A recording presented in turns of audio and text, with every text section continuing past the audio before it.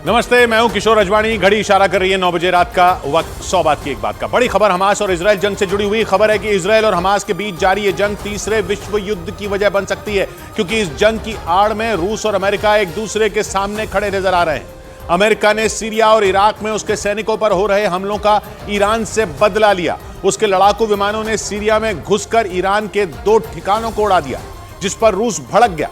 रूस ने बयान जारी किया कि सीरिया में अमेरिका का हमला तनाव बढ़ाने वाला है और सीरिया में अमेरिका के हमले खतरनाक हालात पैदा कर सकते हैं। मतलब हमास और इजराइल की जंग के बीच तीसरे विश्व युद्ध का मैदान सजता दिखने लगा है, क्योंकि इस जंग में इजराइल के खेमे वाले अमेरिका और हमास के खेमे वाले ईरान और रूस भी बड़ी भूमिका में दिखने लगे। एक और अमेरिका ने सीरिया में हमास के दोस्त ईरान के ठिकानों पर बम बरसाया, तो वहीं हमास बंधकों का मामला लेकर रूस और ईरान के पास पहुंच गया, जिसके बाद लगा कि हमास और इजराइल की जंग ने तीसरे विश्व युद्ध का मैदान तैयार कर दिया है, क्योंकि यूक्रेन जंग के बाद आमने सामने आए रूस और अमेरिका इस जंग में भी भिड़ते दिख रहे हैं। क्योंकि अमेरिका ने सीरिया में घुसकर रूस के दोस्त ईरान के 2 ठिकानों पर बम बरसाए।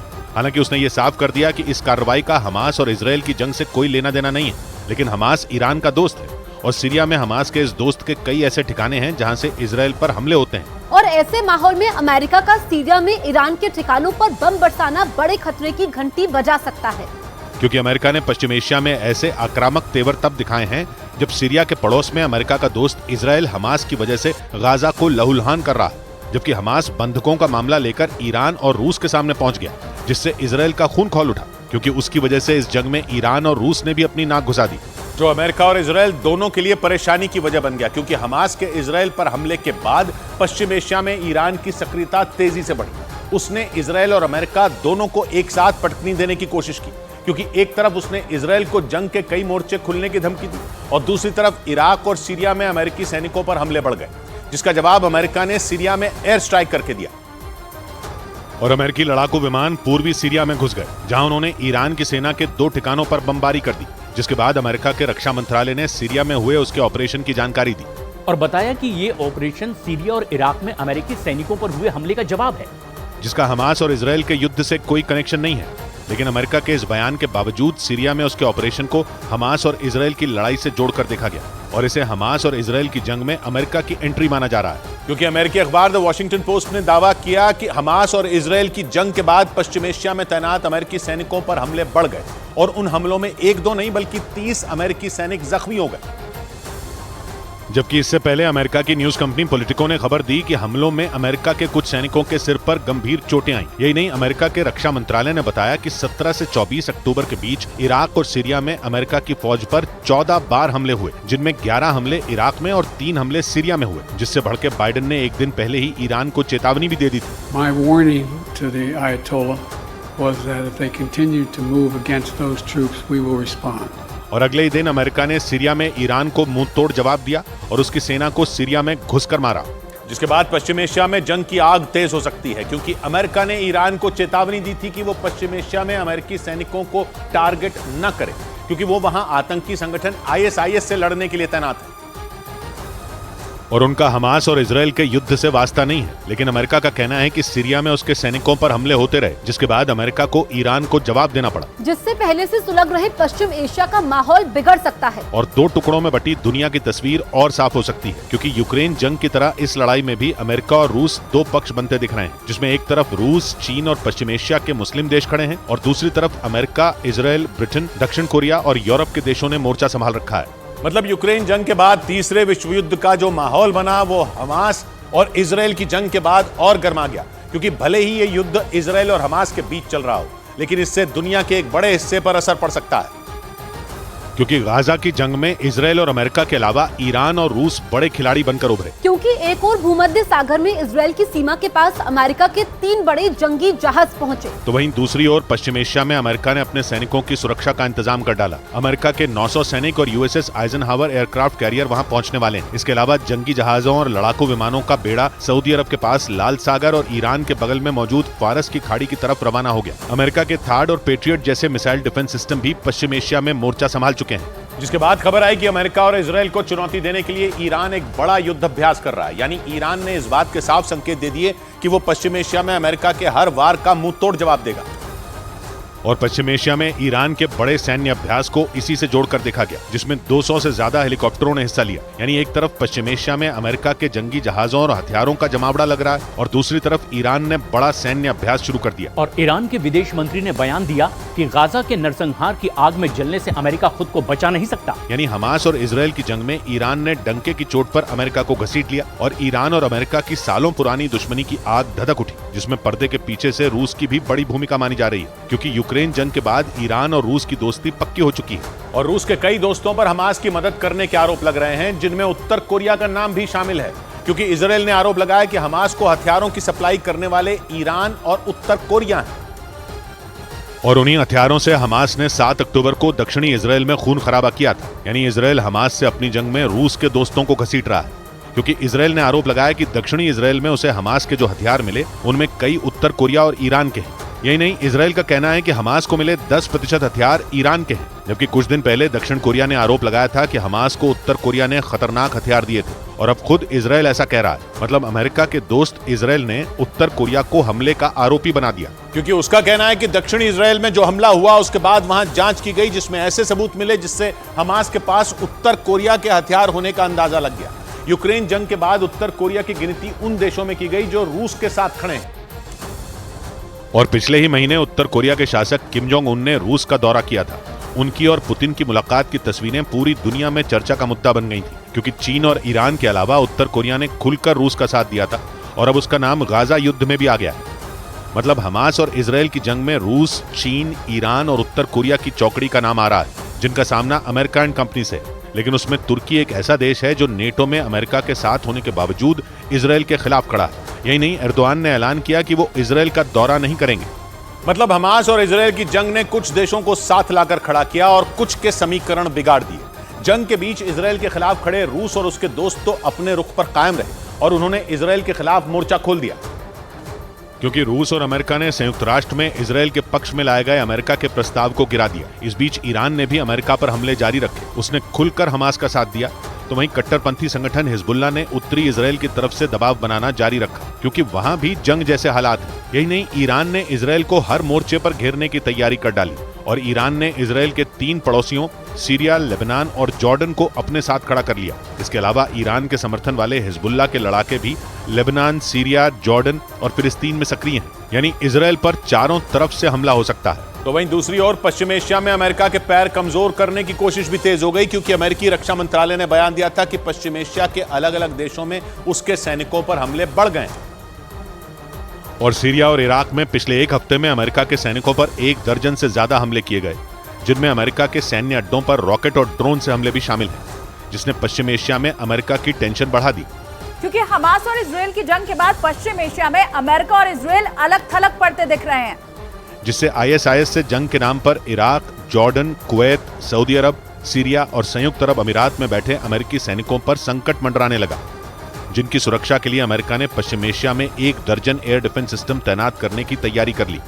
और पश्चिमी मीडिया ने दावा किया कि इसी वजह से गाजा में इजराइल के ग्राउंड ऑपरेशन को कुछ दिन के लिए टाल दिया गया, जिसका मतलब यह हुआ कि अमेरिका गाजा में जमीनी हमले से पहले पश्चिम एशिया में मौजूद अपने सैनिकों की सुरक्षा को पक्का करना चाहता है। यही नहीं, दुश्मनों को कड़ा संदेश देने के लिए अमेरिका ने सीरिया में एयर स्ट्राइक भी कर दी, क्योंकि कुछ दिन पहले ही अमेरिका ने संयुक्त राष्ट्र में आरोप लगाया था कि ईरान के इशारे पर ही पश्चिम एशिया में अमेरिकी सैनिकों को निशाना बनाया जा रहा है।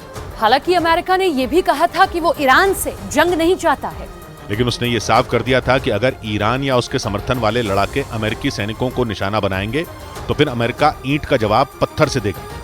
और सीरिया में अमेरिका की एयर स्ट्राइक को उसी चेतावनी की अगली कड़ी माना गया, क्योंकि अमेरिका के रक्षा मंत्री ने बयान दिया कि बाइडेन के निर्देश में पूर्वी सीरिया में अमेरिकी सेना ने ऑपरेशन किया, जो 17 अक्टूबर के बाद से सीरिया और इराक में अमेरिकी सैनिकों पर हो रहे हमलों का जवाब है।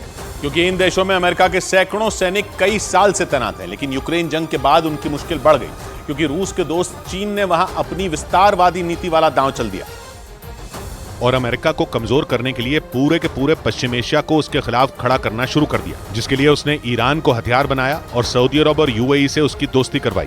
यही नहीं, ईरान ने इजराइल के 3 पड़ोसी सीरिया, लेबनान और जॉर्डन को अपने साथ खड़ा कर लिया। यानी पश्चिम एशिया के ये देश चीन की विस्तारवादी नीति का हिस्सा बन गए और अमेरिका की जड़ें पश्चिम एशिया में कमजोर पड़ने लगी। नौबत यह आ गई कि अमेरिका को अपने सैनिकों की सुरक्षा के लिए ईरान के सामने खड़ा होना पड़ा, क्योंकि ईरान पर्दे के सामने से खेल रहा है और चीन और रूस पर्दे के पीछे से। लेकिन ये तस्वीर तो करीब करीब साफ है कि हमास और इजराइल की जंग में कौन किस तरफ है, जिसकी वजह से सवाल उठने लगा कि क्या तीसरा विश्व युद्ध होने वाला है, क्योंकि हमास और इजराइल की लड़ाई के मैदान में अमेरिका और रूस आमने सामने खड़े लग रहे हैं। जिसका साफ संकेत तब मिला जब रूस ने सीरिया में हुए अमेरिकी हमलों को पश्चिम एशिया का तनाव बढ़ाने वाला कदम बता दिया। ब्रिटेन के अखबार डेली मेल के मुताबिक सीरिया में ईरान के ठिकानों पर हुए हमले से रूस बुरी तरह भड़का हुआ है और इसीलिए उसने अमेरिका पर जानबूझकर पश्चिम एशिया का माहौल बिगाड़ने का आरोप मढ़ दिया। क्योंकि अमेरिका ने सीरिया में रूस के दोस्त ईरान के ठिकानों पर जोरदार हमले किए। हमले से बौखलाए रूस ने अमेरिका पर निशाना साधने में देर नहीं की।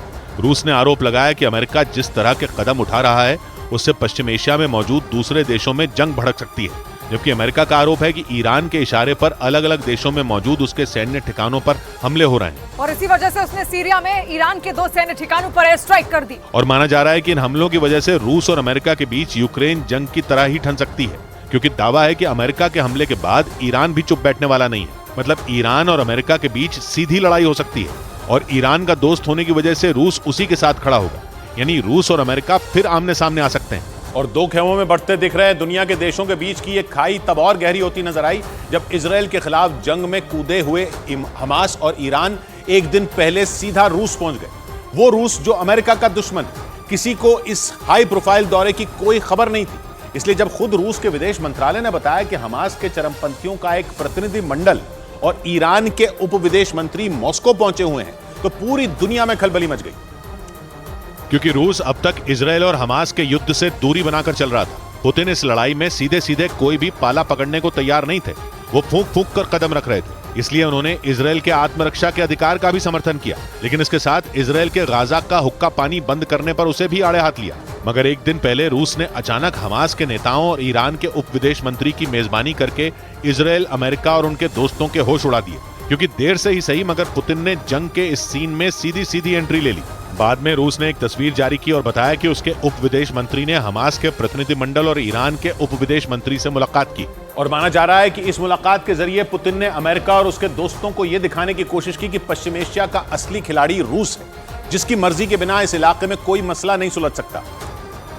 जबकि इजराइल पर हमले होने के तुरंत बाद ही अमेरिका एक्शन में आ गया था और उसके विदेश मंत्री एंटनी ब्लिंकन ने जंग को बढ़ने से रोकने के लिए Israel, Jordan, Bahrain, Qatar, UAE, Saudi Arab और मिस्र जैसे पश्चिम एशिया के 7 देशों का दौरा किया था और फिर खुद बाइडेन इजराइल पहुंच गए थे। ब्रिटेन के प्रधानमंत्री ऋषि सुनक, फ्रांस के राष्ट्रपति इमैनुअल मैक्रों और जर्मनी के चांसलर ओलाफ शोल्ज भी इजराइल गए थे। यानी इजराइल के साथ अमेरिका, ब्रिटेन, फ्रांस और जर्मनी जैसे बड़े बड़े देश खड़े हैं। तो हमास के कंधे पर ईरान हाथ रखकर खड़ा है। चीन भी इसी टीम का हिस्सा है और अब रूस ने भी खुलकर इसी गुट के साथ होने का इशारा कर दिया। मतलब साफ है कि यूक्रेन की जंग की वजह से जो खेमेबंदी शुरू हुई थी, इजराइल और हमास की जंग में वो और मजबूत होती दिख रही है। और रूस और यूक्रेन के युद्ध के वक्त से ही कहता आ रहा है कि दुनिया अमेरिका और उसके दोस्तों की दादागिरी से तंग आ चुकी है। इसलिए रूस ये साबित करने में लगा है कि दुनिया में एक धड़ा अमेरिका और उसके साथी पश्चिमी देशों का है और उनके खिलाफ पूरी दुनिया खड़ी है। और रक्षा विशेषज्ञों का मानना है कि जंग के दूसरे खेमे में शामिल हमास और ईरान को मॉस्को बुलाकर रूस ने न सिर्फ खुद को उस दूसरे धड़े का नेता दिखाने की कोशिश की, बल्कि अमेरिका की मध्यस्थ बनने की कोशिशों को भी झटका दिया और रूस को पावर ब्रोकर के तौर पर पेश कर दिया। विशेषज्ञों का एक मत यह भी है कि यूक्रेन की जंग की वजह से जिन पश्चिमी देशों ने रूस पर प्रतिबंध लगाकर उसका बहिष्कार करके उसे दुनिया में अलग थलग करने की कोशिश की थी, पुतिन उन्हें यह एहसास कराना चाहते हैं कि उनकी कोशिश नाकाम रही। लेकिन रूस की हमास और ईरान से मुलाकात पर इजराइल भड़क गया। उसने इसे रूस का आतंकवाद को बढ़ावा देने वाला कदम बताया। मगर रूस हमास को आतंकी संगठन मानता ही नहीं, उसके हमास से अच्छे रिश्ते रहे हैं। इसलिए रूस ने अपने फैसले का बचाव किया और साफ किया कि जंग में दोनों पार्टियों से बात करना जरूरी है, क्योंकि हमास की कैद में 200 से ज्यादा बंधक। और रूस ने बताया कि इसलिए उसने हमास से इस बात पर चर्चा की कि उसकी कैद में मौजूद बंधकों को आजाद कराने के लिए कैसे आगे बढ़ा जाए। 7 अक्टूबर को हमास के लड़ाके इजराइल से जिन 200 से ज्यादा लोगों को उठाकर अपने साथ ले गए थे, उनमें रूस के भी कम से कम 6 नागरिक हैं। मगर बताया गया कि हमास ने 2 टूक कह दिया कि वो बंधकों को तभी रिहा करेगा जब इजराइल गाजा पर हमले बंद करेगा। और तो और खबर है कि हमास के प्रतिनिधिमंडल के एक सदस्य ने रूस के एक अखबार को दिए इंटरव्यू में अजीबोगरीब बात भी कह दी। उन्होंने कहा कि हमास को बंधकों को रिहा करने में वक्त लगेगा, क्योंकि हमास को उन सभी बंधकों को गाजा पट्टी के अलग अलग हिस्सों में ढूंढना पड़ेगा। उन्होंने ये भी दावा किया कि इजराइल के हवाई हमलों में करीब 50 बंधक तो मारे भी जा चुके हैं। लेकिन हमास ने तो बंधकों को रिहा करने के लिए सिर्फ इजराइल के सीज फायर करने की शर्त रखी। उसके साथ ही हमास ने 2 कदम आगे जाकर दुनिया के सामने अलग राग अलाप दिया। और ईरान के विदेश मंत्री ने संयुक्त राष्ट्र में बयान दिया कि जब हमास बंधकों को रिहा करने के लिए राजी है तो फिर दुनिया को भी इजराइल की जेलों में कैद 6000 फिलिस्तीनियों को रिहा करवाने का समर्थन करना चाहिए। The world should support the release of 6,000 Palestinians held in Israeli prisons. शुरुआत से ये कहा जा रहा है कि 7 अक्टूबर को इजराइल पर हमला करने के बाद हमास वहां से लोगों को उठाकर लेकर इसीलिए गया था ताकि इजराइल से सौदेबाजी कर सके और उसकी कैद में मौजूद फिलिस्तीनियों को छुड़वा सके। मगर इजराइल ने बातचीत की टेबल पर आना तो दूर, दो टूक कह दिया था कि हमास को बिना शर्त बंधकों को रिहा करना ही पड़ेगा। बड़ी खबर इजराइल के बंधकों से जुड़ी। हमास ने दावा किया कि गाजा में इजराइल के घातक हमलों में उसके ही 50 बंधकों की मौत हो गई। हमास के मुताबिक गाजा में इजराइल की सेना ने बंधकों पर भी बम बरसाए। इजराइल की सेना लगातार गाजा में आसमान से हमले कर रही है, जबकि जमीन पर भी उसने अपने टैंक उतार दिए हैं। बताया गया कि गाजा में जिस जगह पर हमास ने इजराइल के बंधकों को रखा है वहां भी बमबारी हुई और हमास ने दावा किया कि इजराइल की बमबारी में ही उसके 50 बंधकों की मौत हो गई। 7 अक्टूबर को हमास के लड़ाकों ने इजराइल के 200 से ज्यादा लोगों को बंधक बनाकर गाजा ले जाने का दावा किया था, जिन्हें छुड़ाने के लिए इजराइल ने अपनी पूरी ताकत झोंक रखी है। इजराइल साफ कह चुका है कि अगर उसके लोगों को खरोंच तक आई तो वो गाजा को तबाह कर देगा। बंधकों को छोड़ने के लिए हमास पर कई देश लगातार दबाव बना रहे हैं, जिनमें कतर और मिस्र जैसे मुस्लिम देश भी शामिल हैं। यही वजह रही कि हमास ने इजराइल के 4 बंधकों को छोड़ा भी। लेकिन अब इस बीच हमास ने ऐसा दावा कर दिया जिससे पूरी दुनिया में सनसनी मच गई। उसके मुताबिक गाजा में इजराइल के हवाई हमलों में उसके ही 50 बंधकों की मौत हो गई। हालांकि इससे पहले भी हमास ने दावा किया था कि इजराइल के हमलों में 20 बंधकों की मौत हुई। लेकिन इस बार हमास के दावे पर ही सवाल उठने लगे। ऐसा इसलिए क्योंकि उसने ये दावा किया कि बंधक कहां हैं उसे नहीं पता। हमास ने साफ किया कि वो इजराइल के बंधकों की तलाश तभी कर पाएगा जब इजराइल हमले बंद करेगा। लेकिन जैसे ही हमास ने बंधकों की तलाश के लिए इजराइल से हमले रोकने के लिए कहा, वो खुद अपने ही जाल में फंस गया। सवाल उठने लगे कि अगर उसे बंधक कहां हैं इसकी जानकारी ही नहीं तो उसने कैसे कह दिया कि इजराइल के हवाई हमलों में 50 बंधकों की मौत हुई। 7 अक्टूबर को हमास के लड़ाके इजराइल के 200 से ज्यादा लोगों को बंधक बनाकर अपने साथ गाजा ले गए थे, जिसके बाद हमास ने इजराइल को धमकी दी थी कि अगर वो गाजा पर हमला बंद नहीं करेगा तो वो बंधकों को मार देगा। हालांकि इसके बावजूद इजराइल ने आसमान से हमास के ठिकानों पर हमले जारी रखे। कहा जा रहा है कि इसीलिए हमास ने अब इजराइल के हमलों में 50 बंधकों की मौत का दावा कर दिया ताकि इजराइल अपने हमले रोक दे। इसलिए कहा गया कि हमास इन बंधकों को ढाल के तौर पर इस्तेमाल कर रहा है, क्योंकि 7 अक्टूबर को हमास के हमले के बाद नेतन्याहू की सेना हमास के खात्मे की कसम खाकर बैठी है और उसने हमास के ठिकानों पर बारूद बरसाने का कोई मौका नहीं छोड़ा है। आसमान से सिर्फ और सिर्फ बम बरसाए हैं और हमास ये बात अच्छे तरीके से जानता है कि जब तक बंधक उसके हाथ में है वो इजराइल की सरकार पर दबाव बनाकर अपनी शर्तें मनवा सकता है। पहले भी हमास ऐसा कर चुका है। साल 2006 में गाजा में फिलिस्तीन के लड़ाकों ने इजराइल के एक सैनिक को बंधक बनाया था, जिसके बाद इजराइल के उस सैनिक को छोड़ने के लिए फिलिस्तीन के 1000 से ज्यादा लड़ाकों की रिहाई की मांग की गई थी और आखिर में लंबी बातचीत के बाद इजराइल ने फिलिस्तीन की मांग मानते हुए उसके 1000 से ज्यादा लड़ाकों को अपनी जेल से रिहा कर दिया था, जिससे समझा जा सकता है कि इजराइल अपने लोगों के लिए क्या कर सकता है। और बताया जा रहा है कि हमास इसी बात का फायदा उठाना चाहता है और उसने इजराइल के बंधकों को ऐसी जगह पर छुपा कर रखा है जहां बम भी फेल हो जाए, क्योंकि इजराइल के बंधक उसके बहुत काम आ सकते हैं। ऐसी खबरें सामने आई कि जब हमास के लड़ाकों ने 7 अक्टूबर को इजराइल पर हमला बोला था तो उन्हें वहां से लोगों को बंधक बनाने के साफ निर्देश मिले थे, ताकि बाद में बंधकों के जरिए इजराइल पर दबाव बनाया जा सके। खबर है कि इसीलिए हमास ने इजराइल के बंधकों को गाजा में ऐसी सुरंगों में रखा है जिन पर घातक से घातक बमों का भी असर न हो, क्योंकि इजराइल का एक एक बंधक उसके लिए हीरे से भी ज्यादा कीमती साबित हो सकता है। लेकिन इजराइल ने भी अपने बंधकों को छुड़ाने के लिए बड़ी तैयारी कर ली। लेकिन इजराइल के लिए बंधकों तक पहुंच पाना इतना भी आसान नहीं होगा, क्योंकि गाजा पट्टी में जमीन के ऊपर वाले रास्ते तो दुनिया को दिखाई देते हैं, लेकिन कहा जा रहा है कि वहां कई ऐसे रास्ते भी हैं जो जमीन के नीचे हैं और इसीलिए सैटेलाइट भी यहाँ फेल हो जाती है। गाजा में जमीन के अंदर बने रास्ते किसी भूल भुलैया की तरह हैं। कहा जाता है कि ये रास्ते इतने ज्यादा सीक्रेट हैं जिनके बारे में गाजा के लोगों को भी कुछ नहीं पता और इनका इस्तेमाल सिर्फ और सिर्फ हमास के लड़ाके एक जगह से दूसरी जगह जाने के लिए करते हैं। मतलब इजराइल के सैनिकों के लिए यहाँ पहुंचकर बंदूकों की तलाश करना मौत के मुंह में जाने के जैसा हो सकता है, क्योंकि इन रास्तों के बारे में इजराइल के सैनिकों को कुछ पता नहीं होगा, जबकि हमास के लड़ाके उसके चप्पे चप्पे से वाकिफ हैं। लेकिन बंदूकों को छुड़ाना तो दूर, उनकी लोकेशन तक का पता लगाने में पूरी तरह नाकाम रही इजराइल की एजेंसियां अब जासूसी करने वाले सॉफ्टवेयर का इस्तेमाल कर सकती है। दावा किया जा रहा है कि इजराइल की सुरक्षा एजेंसियां इस मामले में साइबर सिक्योरिटी से जुड़ी कंपनियों की मदद ले रही हैं, ताकि किसी भी तरह इजराइल से बंधक बनाकर लाए गए लोगों तक पहुंचा जा सके। खबर है कि इजराइल की खुफिया एजेंसी मोसाद के पास इस बात का कोई जवाब नहीं है कि 7 अक्टूबर को लाए गए बंधक गाजा में कहां हैं। इसीलिए अब बंधकों की तलाश के लिए मोबाइल ऐप इजराइल का सहारा बन सकते हैं। इनमें पेगासस जैसा सॉफ्टवेयर भी शामिल है, जिन्हें लोगों के फोन में डालकर उनकी जासूसी के लिए इस्तेमाल किया जाता है। और पेगासस तो ऐसा सॉफ्टवेयर है जिस पर दुनिया के कई देश बैन लगा चुके हैं। खबर तो यह है कि सिर्फ पेगासस नहीं, बल्कि पेगासस जैसे सॉफ्टवेयर बनाने वाली कई कंपनियां इजराइल के रक्षा मंत्रालय के संपर्क में हैं। इन सभी कंपनियों से बंधकों की तलाश के लिए तकनीकी सुझाव मांगे गए हैं, क्योंकि एक बार अगर इजराइल की सुरक्षा एजेंसियों को बंधकों की लोकेशन का पता चल गया तो उनके लिए जमीनी ऑपरेशन का रास्ता भी साफ हो जाएगा।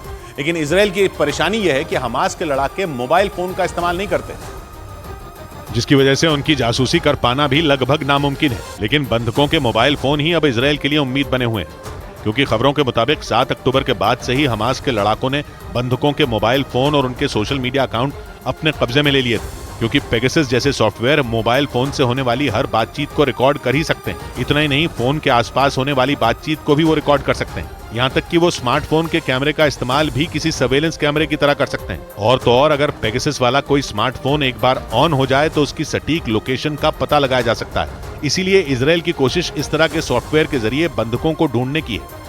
बड़ी खबर आई चरमपंथी संगठन हमास से जुड़ी हुई। खबर है कि हमास के लड़ाकों के खिलाफ इजराइल की सेना स्पंज बम का इस्तेमाल कर सकती है, क्योंकि जंग के दौरान हमास के लड़ाके गाजा की सुरंगों में छिपकर इजराइल पर हमलों को अंजाम दे रहे हैं। ब्रिटेन के अखबार द टेलीग्राफ के मुताबिक उन सुरंगों के रास्तों को बंद करने के लिए इजराइल स्पंज बम से हमला कर सकता है, ताकि हमास के हमलों को फेल किया जा सके। ब्रिटेन के अखबार द टेलीग्राफ के मुताबिक इजराइल की सेना ने गाजा की सुरंगों में हमास के लड़ाकों को कैद करने के लिए घातक स्पंज बम उतार दिए। दावा है कि इजराइल के खिलाफ 20 दिनों से जारी भीषण जंग में हमास के लड़ाके वहां सुरंगों में छिपकर लगातार हमले कर रहे हैं, जिन्हें तबाह करना इजराइल की फौज के लिए बड़ी चुनौती बनी हुई। इतना ही नहीं, इजराइल के सुरक्षा कवच यानी एयर डिफेंस सिस्टम आयरन डोम समेत उसके घातक हथियार भी गाजा की सुरंगों के सामने फेल हो चुके हैं। ऐसा इसलिए क्योंकि इजराइल की सेना और वहां की खुफिया एजेंसी मोसाद अब तक उन सुरंगों का पता नहीं लगा पाई है जिनमें हमास के लड़ाके छिपे हुए हैं। और ये दावा किया जा रहा है कि उन्हीं सुरंगों में बंधक बनाए गए 200 से ज्यादा लोगों को कैद करके रखा गया है, जिन्हें 7 अक्टूबर को इजराइल पर हमले के दौरान हमास के लड़ाकों ने बंधक बना लिया था। ऐसे में अगर इजराइल की सेना उन सुरंगों पर हवाई हमले करती है तो हमास के लड़ाकों के साथ बंधक बनाए गए नागरिक भी मारे जा सकते हैं। यही वजह रही कि इजराइल ने गाजा की सुरंगों के लिए स्पंज बम उतार दिए, जो उन सुरंगों के रास्तों को बंद कर देंगे, क्योंकि हमास के लड़ाकों ने सुरंगों को अपनी ढाल बना लिया। न्यूज एजेंसी रॉयटर्स की एक रिपोर्ट के मुताबिक हमास ने पूरी गाजा पट्टी में सुरंगों का जाल बिछा रखा है, जिसे ध्वस्त करने के लिए इजराइल की सेना ने स्पंज बम को अपना हथियार बना लिया, क्योंकि दावा है कि हमास के लड़ाकों ने उन्हीं सुरंगों में हथियारों का जखीरा जमा कर रखा है और जमीन के अंदर बनी उन सुरंगों से ही हमास के लड़ाके इजराइल के शहरों पर रॉकेट और मिसाइल दागते हैं। इसलिए इजराइल की सेना गाजा पट्टी में मौजूद सुरंगों के नेटवर्क को नेस्तनाबूद करने में जुटी है, जिसके लिए इजराइल अपने खतरनाक स्पंज बम का इस्तेमाल करेगा, क्योंकि उन सुरंगों की दीवारों को तोड़ पाना इतना आसान नहीं है। उन सुरंगों को इजराइल की बमबारी से बचाने के लिए मजबूत कंक्रीट का इस्तेमाल किया गया, लेकिन इजराइल की सेना ने भी उन सुरंगों में छिपे हमास के लड़ाकों को चुन चुन कर उन्हें मौत के घाट उतार देने की ठान ली,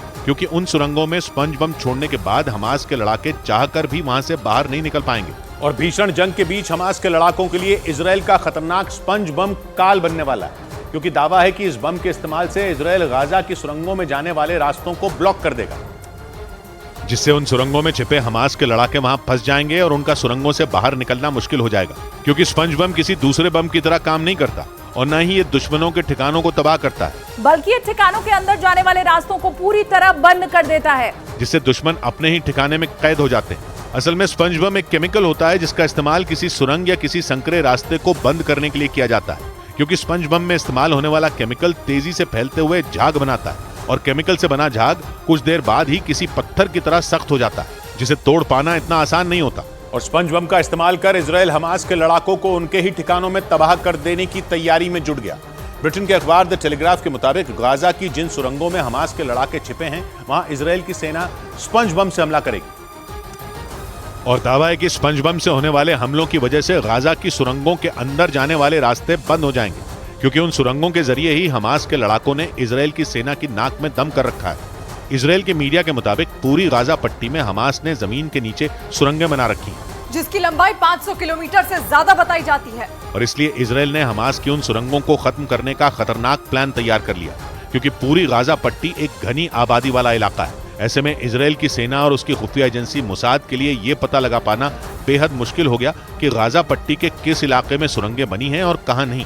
इसलिए इजराइल हमास के खिलाफ अपने सीक्रेट हथियार का इस्तेमाल करेगा, जिसे स्पंज बम कहा जा रहा है, जिसकी तैयारी 7 अक्टूबर को इजराइल पर हुए भीषण हमलों से 2 साल पहले ही हो चुकी थी। साल 2021 में इजराइल की सेना ने स्पंज बम का परीक्षण किया था, जिसके लिए इजराइल की सेना ने गाजा बॉर्डर के पास आर्मी बेस में एक नकली सुरंग तैयार की।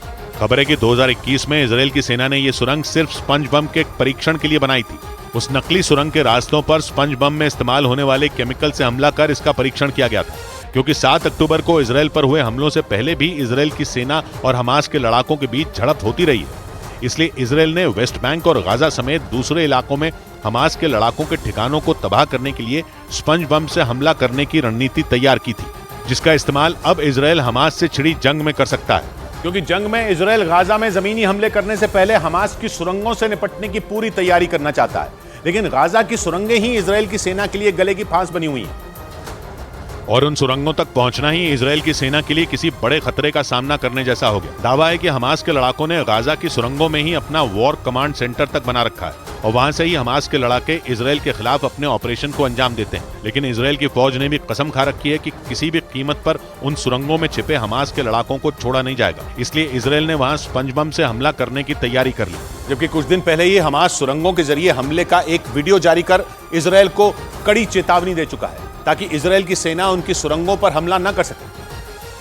क्योंकि हमास की ओर से हमले का जो वीडियो जारी किया गया था, उसमें हमास के कई लड़ाके एक इलाके में सुरंग से निकलते नजर आए और उस सुरंग के ऊपर तैनात इजराइल की सेना के टैंकों पर हमला करते दिखाई दिए। इतना ही नहीं, उस वीडियो में हमास के कुछ लड़ाके इजराइल के टैंक में बैठे सैनिक को अपने साथ सुरंग के अंदर भी ले जाते दिखे। माना जा रहा है कि जंग के बीच हमले का ये वीडियो जारी कर हमास ने इजराइल को एक तरह से धमकी दे डाली।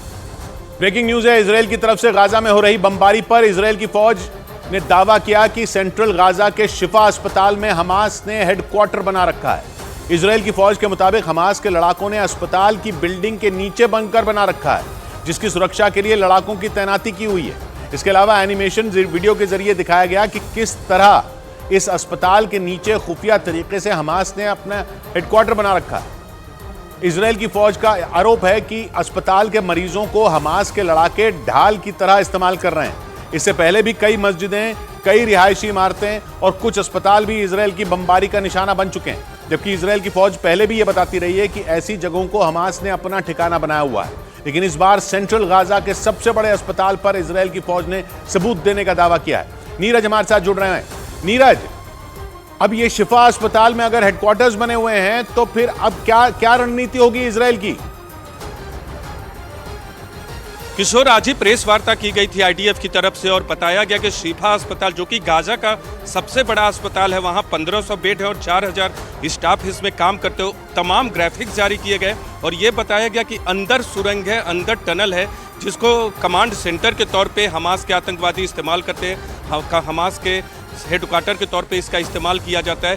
ह्यूमन शील्ड के तौर पे अस्पताल का इस्तेमाल किया जा रहा है। आगे रणनीति ये हो सकती है किशोर कि आईडीएफ आने वाले वक्त में यहाँ कोई ऑपरेशन को अंजाम दे सकती है। और पिछली बार जिस तरह से इजराइल पे आरोप लगा था एक अस्पताल में बम फेंकने का, उन आरोपों का एक जवाब है या अंदेशा जाहिर किया है आने वाले वक्त में अगर इजराइल की तरफ से कोई बड़ा हमला उसके आसपास होता है तो इजराइल पहले से ही अपनी तैयारी कर चुका है। दुनिया को ये बता रहा है कि उस अस्पताल में हमास के आतंकवादी रहते हैं, तो कोई कार्रवाई होती है तो फिर इजराइल को दोष न दिया जाए।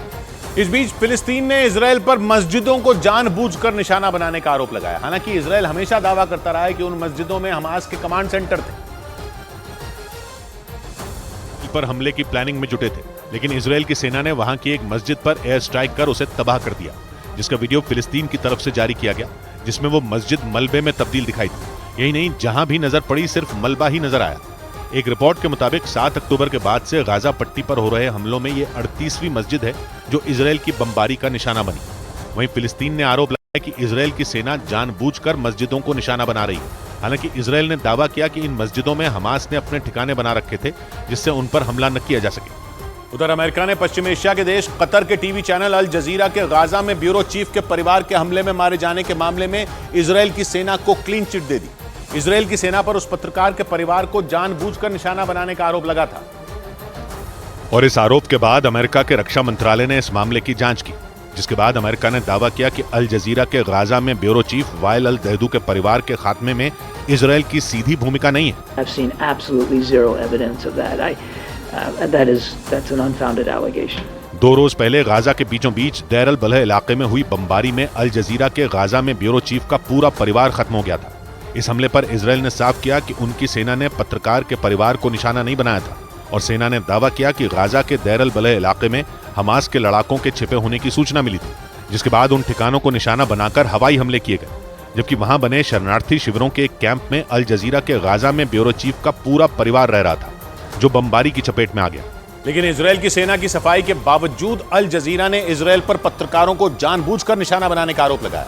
अल जजीरा के मुताबिक उसके पत्रकार युद्ध कवरेज के दौरान इजराइल को बेनकाब करने में जुटे हैं और आरोप लगाया कि इसीलिए गुस्से में आकर इजराइल की सेना अल जजीरा के पत्रकारों को निशाना बना रही है। जब से इजराइल और हमास के बीच युद्ध छिड़ा है तब से अल जजीरा के पत्रकार युद्ध की कवरेज में जुटे हैं, लेकिन जहां वो लड़ाई की खबरें दुनिया तक पहुंचा रहे हैं, वहीं कुछ पत्रकार और उनके परिवार वाले बमबारी की चपेट में आकर अपनी जिंदगी गंवा रहे हैं। इन्हीं मौतों पर अल जजीरा ने दावा किया कि उनके पत्रकारों को इजराइल के सैनिक निशाना बना रहे हैं। अल जजीरा की कवरेज में इजराइल के हमले में तबाह गाजा के हालात लगातार दिखाए जा रहे हैं, जिसे इजराइल की सेना अपने खिलाफ की गई कवरेज मानती है। और टीवी चैनल अल जजीरा का आरोप है कि इजराइल की सेना गाजा में शरणार्थी शिविरों पर हमले कर रही है। इन शिविरों में अल जजीरा के पत्रकार वाइल अल दहदू के परिवार ने पनाह ली थी, जबकि इजराइल की सेना ने चेतावनी दी थी कि मध्य गाजा में कोई भी आम नागरिक शरण न ले। अल जजीरा के पत्रकार वाइल अल दहदू का परिवार जंग शुरू होते ही उत्तरी इलाके से भागकर गाजा के मध्य इलाके में बने शरणार्थी शिविर पहुंच गया था और वहां नुसैरात शरणार्थी कैंप में रहने लगा था। लेकिन इसी दौरान वहां हमास का ठिकाना होने के शक में 2 रोज पहले इजराइल ने हवाई हमला कर दिया, जिसकी चपेट में अल जजीरा के पत्रकार वाइल अल दहदू का परिवार आ गया, जिसमें उनकी पत्नी, बेटा, बेटी और पोते समेत परिवार के 12 सदस्यों की मौत हो गई। और परिवार के 12 लोगों की मौत के 24 घंटे के अंदर अल जजीरा के पत्रकार वाइल अल दहदू काम पर लौट आए। 2 रोज पहले इजराइल के हवाई हमले में उनका पूरा परिवार खत्म हो गया था। लेकिन परिवार की मौत से उठे बेपनाह गम को दरकिनार कर अल जजीरा के पत्रकार वाइल अल दहदू अपने काम पर लौट आए, जिसका एक वीडियो भी सामने आया, जिसमें वो जंग के मैदान से ये दावा करते नजर आए कि वो इजराइल के हमलों के खिलाफ अपनी रिपोर्टिंग जारी रखेंगे। अल जजीरा के पत्रकार ने इजराइल की सेना पर गाजा के सुरक्षित इलाकों में हमला करने का आरोप लगाया और दावा किया कि इन्हीं हमलों में उनके पूरे परिवार की मौत हुई। हालांकि गाजा में बर्बादी को कवर करने में जुटे वाइल अल दहदू को अंदाजा भी नहीं था कि एक बम ऐसा भी गिरेगा जो उनके पूरे परिवार को तबाह कर देगा। अल जजीरा के एक वीडियो में वो अपने पोते का शव गोद में लेकर रोते नजर आए थे, जिसके बाद उन्होंने इजराइल पर झूठ बोलने और महिलाओं और बच्चों को टारगेट करने का आरोप लगाया था। A big tragedy, especially it's perpetrated against women and children. हालांकि अल जजीरा के पत्रकार वाइल अल दहदू ने गाजा में निर्दोष लोगों पर हमले न करने की अपील भी की। और गाजा में युद्ध की रिपोर्टिंग सिर्फ अल जजीरा के पत्रकार वाइल अल दहदू ही नहीं बल्कि उनके बच्चों ने भी की थी, जिसका एक वीडियो भी सामने आया था, जिसमें उनके बच्चे गाजा की बर्बादी को बयां करते नजर आए थे। और उस वीडियो में दोनों ने गाजा के कई इलाकों में तबाही के मंजर को दिखाया था। उस वीडियो में अल जजीरा के पत्रकार की बेटी ने इजराइल के हमलों से तबाह हुए लोगों के घर दिखाए थे। इतना ही नहीं, अल जजीरा के पत्रकार के बेटे और बेटी ने दुनिया को यह संदेश देने की कोशिश की थी कि कैसे बिना बिजली और पानी के गाजा के लोग तड़प रहे हैं। दावा किया गया कि इजराइल के हमले में मारे जाने से कुछ दिन पहले ही अल जजीरा के पत्रकार वाइल अल दहदू के बेटे और बेटी ने गाजा की बर्बादी का ये वीडियो शूट किया था। लेकिन 2 रोज पहले हवाई हमले में अल जजीरा के पत्रकार के बेटे और बेटी समेत परिवार के 12 लोगों की मौत हो गई। और इजराइल के इसी हमले के बाद ये सवाल उठने शुरू हो गए कि आखिर इजराइल की अल जजीरा से क्या दुश्मनी है। अल जजीरा के मुताबिक इजराइल गाजा में छिड़ी जंग की रिपोर्टिंग से बुरी तरह नाराज है और इसी वजह से इजराइल की सरकार कतर के टीवी चैनल अल जजीरा पर हमास का मुखपत्र होने का आरोप भी लगा चुकी है। गाजा में अल जजीरा के पत्रकारों की कवरेज से इजराइल गुस्से में है। ऐसा इसलिए क्योंकि अल जजीरा के पत्रकार गाजा पर इजराइल के हर हमले की तस्वीर को बेखौफ होकर दिखा रहे हैं। इसीलिए इजराइल कई बार अल जजीरा पर हमास का समर्थन होने का आरोप भी लगा चुका है। 2008 में इजराइल ने अल जजीरा को हमास का हिस्सा बताया था, जिसके बाद 2017 में यरूशलेम में अल जजीरा के दफ्तर को बंद करा दिया गया था और तभी से इजराइल और अल जजीरा के बीच तकरार बढ़ती चली गई। उधर इजरायल और हमास में जारी जंग के बीच तुर्की ने गाजा में लोगों की मौत के लिए पश्चिमी देशों को जिम्मेदार बता दिया। सऊदी अरब के न्यूज चैनल अल अरबिया के मुताबिक तुर्की के राष्ट्रपति ने पश्चिमी देशों पर जंग को भड़काने का भी आरोप लगाया, क्योंकि पश्चिमी देशों ने हमास और इजरायल में जंग शुरू होने के बाद बिना देरी किए इजरायल को समर्थन दिया। यही वजह रही कि तुर्की के राष्ट्रपति रजब तैयब एर्दोआन का गुस्सा पश्चिमी देशों पर भड़क गया। अल अरबिया के मुताबिक इसीलिए उन्होंने पश्चिमी देशों को ही गाजा में हुई मौतों के लिए जिम्मेदार ठहरा दिया, क्योंकि अमेरिका, ब्रिटेन और जर्मनी जैसे देशों ने गाजा में इजरायल के हमले के बावजूद उसे बिना शर्त समर्थन दिया। तुर्की के राष्ट्रपति ने पश्चिमी देशों पर जंग की आग में घी डालने का आरोप भी लगाया।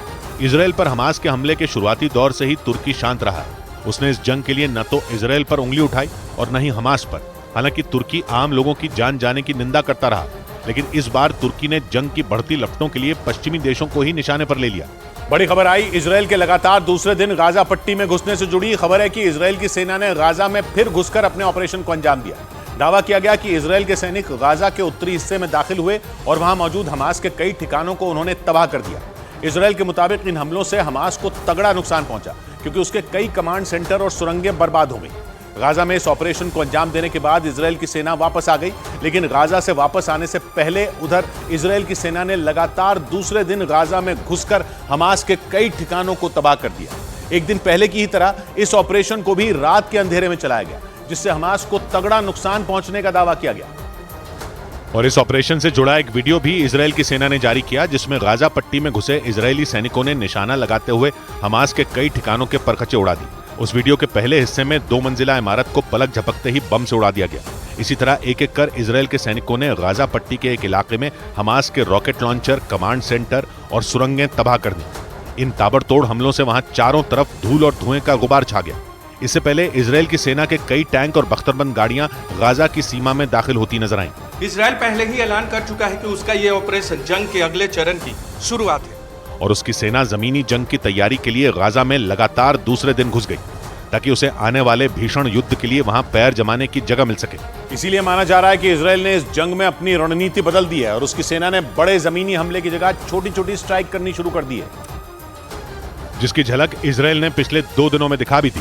क्योंकि 7 अक्टूबर को इजरायल पर हमले के बाद कई बार नेतन्याहू की सेना ने यह ऐलान किया कि वो जल्द ही गाजा पट्टी में जमीनी हमला शुरू करेगी, जिसका मतलब यह कि इजरायल के सैनिक टैंकों और बख्तरबंद गाड़ियों को लेकर सीधे गाजा की सीमा में दाखिल हो जाएंगे और वहां चुन चुनकर हमास के लड़ाकों का सफाया करेंगे। लेकिन युद्ध की इस रणनीति पर इजरायल को कई देशों ने चेताया, क्योंकि हमास के लड़ाके गाजा में जमीन पर नहीं बल्कि जमीन के नीचे बनी सुरंगों में छिपे हैं, जिसका पता हमास के अलावा किसी को भी नहीं। ऐसे में गाजा के किसी भी इलाके में दाखिल होना आग में कूदने जैसा साबित हो सकता है।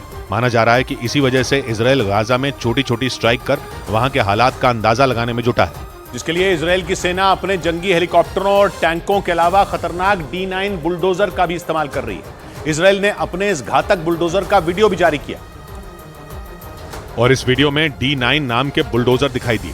ये एक बख्तरबंद बुलडोजर है, जिसे टेडी बेयर भी कहा जाता है। अमेरिकी कंपनी कैटरपिलर इस बुलडोजर को बनाती है और एक रिपोर्ट के मुताबिक गाजा पर इजरायल की सेना के हमले के लिए ऐसे 100 बुलडोजर तैयार हैं, जिनका सबसे बड़ा काम रास्ते में आने वाली मुश्किलों का सफाया करना है, ताकि उन बुलडोजर के पीछे चल रहे सैनिकों के लिए रास्ता साफ हो सके। इसके अलावा इजरायल की सीमा के नजदीक गाजा में खोदी गई सड़कों को साफ कर उन्हें चलने लायक बनाने में भी इनका इस्तेमाल किया जा सकता है। यही नहीं, D9 बुलडोजर सैनिकों के छिपने के लिए तेजी से गड्ढों का निर्माण भी कर सकते हैं। साथ ही ये मशीन गन से लैस भी हैं, ताकि जरूरत पड़ने पर सैनिक उनके जरिए हमला कर सकें। और गाजा पट्टी पर जमीनी हमला करने में अमेरिका इजरायल की पूरी मदद करने में जुटा है। इजरायल को घातक हथियारों का जखीरा देने के बाद उसने कुछ दिन पहले ही अपने सबसे खतरनाक माने जाने वाले जनरल जेम्स ग्लिन को भी इजरायल भेज दिया था, जो वहां अपने कई अफसरों के साथ मिलकर इजरायल की सेना को जमीनी हमले के लिए तैयार करने में जुटे हैं। क्योंकि अमेरिकी अखबार द न्यूयॉर्क टाइम्स ने यह दावा किया था कि अमेरिका को डर है कि अगर इजरायल की सेना बिना तैयारी के गाजा पट्टी में घुसी तो उसे बड़ा नुकसान उठाना पड़ सकता है। अखबार ने यह भी लिखा था कि गाजा में हमास से लड़ने के लिए इजरायल के पास कोई ठोस प्लान तक नहीं है, जिसे देखते हुए अमेरिकी जनरल जेम्स ग्लिन जमीनी हमले की रणनीति बनाने में इजरायल की सेना की मदद कर रहे हैं। ये वही अमेरिकी जनरल हैं जिन्होंने इराक में आतंकी संगठन ISIS के खिलाफ जंग में स्पेशल ऑपरेशन फोर्स की अगुवाई की थी और ISIS के आतंकियों को जड़ से उखाड़ फेंका था। यानी इजरायल अमेरिकी जनरल की मदद से जल्द ही गाजा में जमीनी हमला करने की तैयारी में है, ताकि वो हमास के लड़ाकों का सफाया कर सके। लेकिन इस बीच अमेरिकी रक्षा विभाग पेंटागन के एक पूर्व सलाहकार ने दावा किया कि अमेरिका और इजरायल की स्पेशल फोर्स पर उस वक्त गोलीबारी की गई जब वो गाजा में घुसने की कोशिश कर रही थी। उनके मुताबिक इस हमले में कुछ सैनिक मारे गए, जिसका मतलब है कि गाजा में अमेरिका और इजरायल की स्पेशल फोर्स वहां मौजूद खतरों को नहीं भांप पाई। पेंटागन के पूर्व सलाहकार डगलस मैकग्रेगर ने दावा किया कि इजरायल और अमेरिका के सैनिक गाजा में उन ठिकानों का पता लगाने पहुंचे थे जहां हमास के लड़ाकों ने बंधकों को छिपा रखा है, लेकिन दावा है उन पर हमास के लड़ाकों ने ताबड़तोड़ गोलियां बरसा दी, जिससे उनका ऑपरेशन फेल हो गया। यानी गाजा में जमीन के रास्ते घुसना या हमला करना इस वक्त इजरायल के लिए बड़ी चुनौती बनी हुई है, क्योंकि 21 दिन बीत जाने के बाद भी इजरायल की खुफिया एजेंसियां ये पता नहीं लगा पाई कि बंधकों को कहां छिपाया गया है और गाजा में किन किन जगहों पर जमीन से हमला करना आत्मघाती साबित हो सकता है। और इसकी चेतावनी एक बार फिर हमास ने इजरायल को दे दी। हमास ने धमकी दी कि अगर इजरायल ने जमीनी हमला किया तो उसे बुरी तरह हार का सामना करना पड़ेगा। यानी जिस हमले के लिए इजरायल इतने दिनों से तैयारी कर रहा है, उससे निपटने के लिए हमास पूरी तरह तैयार है। हमास ने एक बयान जारी कर दावा किया कि उसके लड़ाके जमीनी हमला करने के इजरायल के प्लान पर पानी फेर देंगे और इजरायल को गाजा में सबसे बड़ी हार का सामना करना पड़ेगा। हालांकि इजरायल के प्रधानमंत्री बेंजामिन नेतन्याहू ने 2 दिन पहले ऐलान किया था कि वो जल्द ही अपनी सेना को जमीनी हमले की इजाजत दे देंगे। उस दौरान उन्होंने कोई तारीख नहीं बताई थी, लेकिन माना जा रहा है कि गाजा में हमास की सुरंगों वाली ताकत से पार पाना इजरायल के लिए इतना आसान नहीं है। इसी वजह से वो इस हमले में देरी कर रहा है और यही बात इजरायल को अमेरिका समेत उसके कई मददगार देश भी समझा रहे हैं। और इसी बीच न्यूज एजेंसी रॉयटर्स ने एक सर्वे का हवाला देकर दावा किया कि इजरायल की करीब आधी आबादी गाजा पर जमीनी हमला करने के खिलाफ है। दावा है कि वहां के ज्यादातर लोग इस हमले को टालने के पक्ष में हैं, क्योंकि उनका मानना है कि अगर इजरायल की सेना ने इस वक्त गाजा पर जमीनी हमला किया तो हमास के कब्जे में मौजूद बंधकों की जान खतरे में पड़ सकती है। न्यूज एजेंसी रॉयटर्स के मुताबिक इजरायल में किए गए एक सर्वे में 49% लोगों ने तुरंत जमीनी हमला करने का विरोध किया, जिसका मतलब यह कि इजरायल की करीब आधी आबादी ये चाहती है कि बंधकों की सुरक्षा के लिए सेना जमीनी हमला करने का प्लान टाल दे। हालांकि इजरायल की सेना कई बार ये साफ कर चुकी है कि वो तब तक गाजा को मिसाइलों और बमों से तबाह करती रहेगी जब तक हमास के लड़ाके सभी बंधकों को रिहा न कर दें। इजरायल की सेना के मुताबिक हमास के लड़ाकों के कब्जे में 210 से ज्यादा लोग हैं, जिनमें 4 बंधकों को वो रिहा कर चुका है। बड़ी खबर है इजरायल हमास जंग पर। खबर है कि इजरायल की सेना ने हमास के दूसरे बड़े नेता यहिया सिनवार के दाहिने हाथ शादी बारूद को मार गिराया है।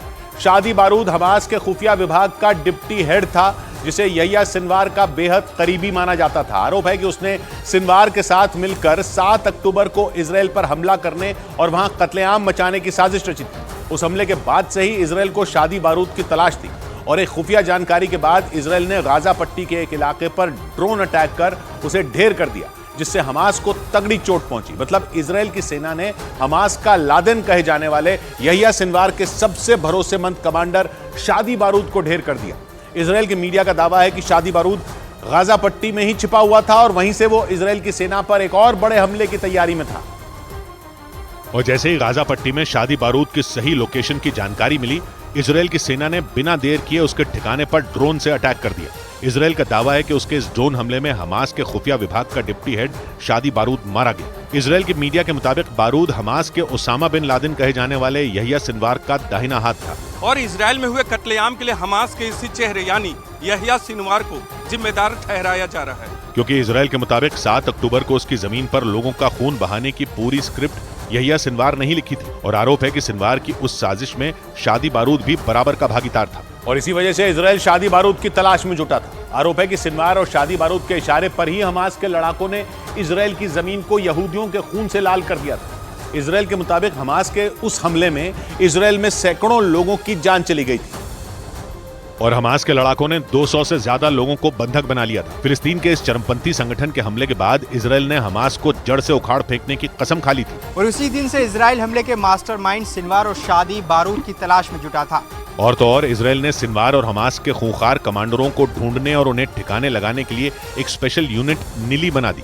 इजरायल की मीडिया के मुताबिक इस यूनिट को सिर्फ और सिर्फ 7 अक्टूबर को हुए हमले में शामिल हमास के एक-एक लड़ाके को चुन चुन कर मारने की जिम्मेदारी सौंपी गई थी, ताकि इजरायल की सेना के लिए चुनौती बन चुके हमास के कमांडरों को ढेर कर हमास को घुटनों पर लाया जा सके। और इसी दौरान स्पेशल यूनिट निली को यह जानकारी मिली कि इजरायल में बेगुनाह लोगों का खून बहाने वाला शादी बारूद गाजा पट्टी के एक इलाके में छिपा है, जिसका पता चलते ही इजरायल की सेना ने एक बड़ा ऑपरेशन शुरू किया।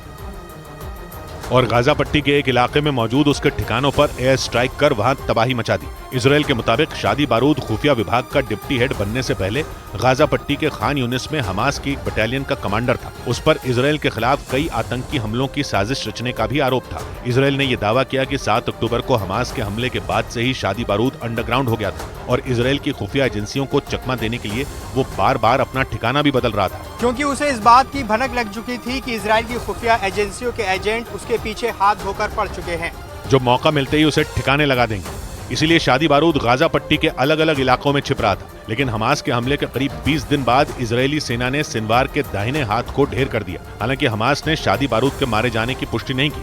लेकिन अगर इजराइल का दावा सही है तो वो ये हमास के लिए ये किसी बड़े झटके की तरह है। हालांकि इजराइल का सबसे बड़ा दुश्मन और हमास का लादेन यानी यहिया सिनवार अब भी इजरायली सेना की पकड़ से दूर है।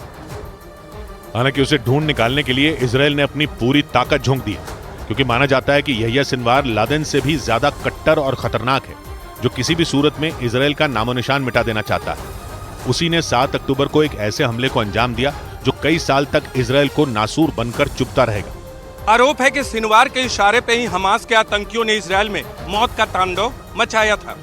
और इजराइल के मीडिया के मुताबिक यहिया सिनवार ने न सिर्फ रॉकेट और मिसाइलों से हमले की रणनीति बनाई थी, बल्कि सुरंगों के जरिए इजराइल में घुसने का प्लान भी उसी का था। मतलब सैकड़ों की संख्या में यहूदी नागरिकों को मारकर इजराइल को गहरे घाव देने वाला कोई और नहीं बल्कि सिनवार ही है। और उस हमले के बाद से हमास और इजराइल एक दूसरे के खून के प्यासे बने हुए हैं। इसी वजह से इजराइल की हिट लिस्ट में यहिया सिनवार का नाम सबसे ऊपर है। लेकिन दावा है कि पूरा जोर लगाने के बाद भी इजराइल की खुफिया एजेंसी और उसकी सेना के पास सिनवार का एक सुराग तक नहीं है। और दावा है कि वो इजराइल की खुफिया एजेंसियों को चकमा देने के साथ साथ किसी बड़े हमले की तैयारी में जुटा है। और अगर इस दावे में जरा भी सच्चाई है तो जंग में इजराइल की मुसीबत बढ़ सकती है। 61 साल का यहिया सिनवार इजराइल का नामो निशान मिटा देना चाहता है और इसी वजह से वो इजराइल के रडार पर है। लेकिन न्यूज एजेंसी रॉयटर्स के मुताबिक हमास के इस क्रूर कमांडर का इजराइल के पास सुराग तक नहीं है। वो कहां है, किस इलाके में बैठा है और कैसे अपने खतरनाक मंसूबों को अंजाम दे रहा है, इसकी कोई जानकारी इजराइल के पास नहीं है। मतलब हमास का ओसामा बिन लादेन इजराइल को जख्म देने के बाद से गायब है। हालांकि इजराइल की सेना के साथ साथ वहां की खुफिया एजेंसी मोसाद के टॉप एजेंट उसकी तलाश में दिन रात जुटे हैं। और आशंका जताई जा रही है कि यहिया सिनवार गाजा पट्टी में बनी सुरंगों में ही छिपकर बैठा है। इसी वजह से मोसाद के एजेंट उसकी सटीक लोकेशन का पता नहीं लगा पा रहे हैं। एक रिपोर्ट के मुताबिक सिनवार न सिर्फ इजराइल को मिटाना चाहता है बल्कि उसका प्लान पूरी दुनिया पर हमास के कब्जे का है। और सिनवार के दुनिया पर राज करने के प्लान का इजराइल पहला पड़ाव है। इसी वजह से यह दावा किया जा रहा है कि 7 अक्टूबर को इजराइल पर एक सोची समझी रणनीति के तहत हमास ने हमला किया था। और इजराइल के मीडिया के मुताबिक सिनवार सिर्फ इजराइल को दुनिया के नक्शे से मिटाना नहीं चाहता, बल्कि उसका मकसद पूरी दुनिया पर हमास का परचम लहराने का है।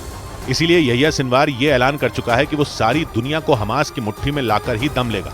मतलब उसने इजराइल के साथ साथ अमेरिका को भी ललकार दिया और ये चुनौती दे दी कि वो न तो हार मानेगा और न ही किसी की पकड़ में आएगा। जबकि इजराइल हर कीमत पर यहिया सिनवार को पकड़ने में जुटा है। इजराइल ऐलान कर चुका है कि उसका ये ऑपरेशन सिनवार की मौत के बाद ही खत्म होगा।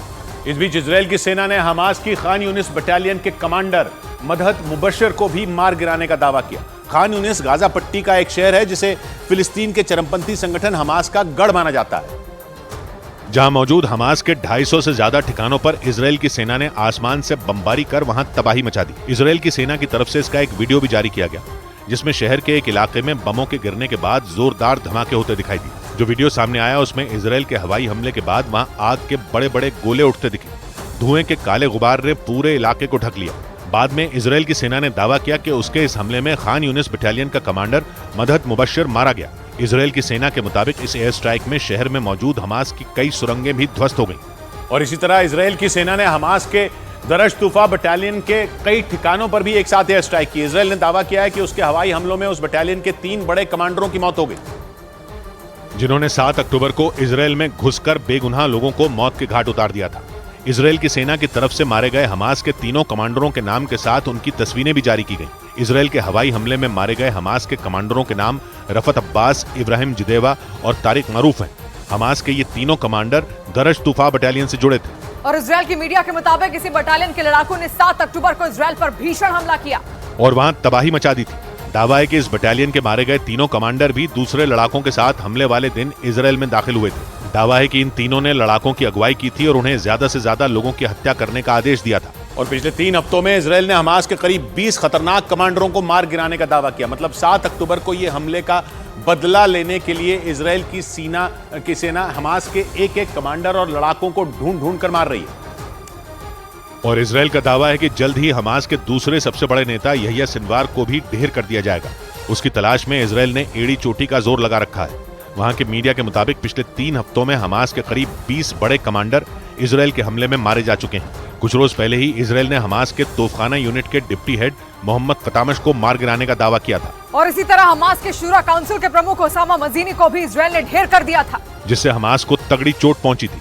इजराइल ने हमास के वायुसेना प्रमुख मुराद अबू मुराद और नचाबा फोर्स के कमांडर बिलाल अल कद्र को भी ढेर करने का दावा किया है। 7 अक्टूबर को इजराइल में घुसपैठ की अगुवाई करने वाले अली कादी और ऐमान यूनिस को भी इजरायली सेना ठिकाने लगा चुकी है।